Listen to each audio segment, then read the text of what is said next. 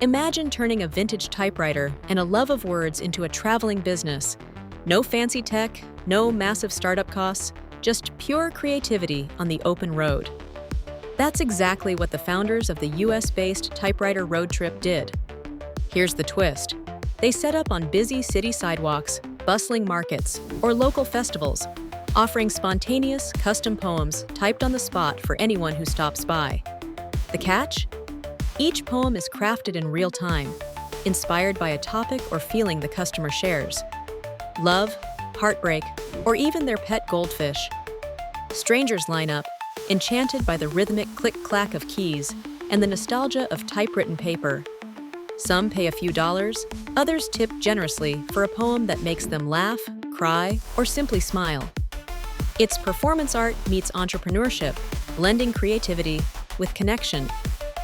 Travelers, locals, and tourists alike walk away with a unique keepsake. Plus, it's a business that fits in a suitcase and can be set up anywhere. Would you try making money by selling instant poetry on the street? Drop a comment and tell us your thoughts. And follow us for more unusual money-making ideas.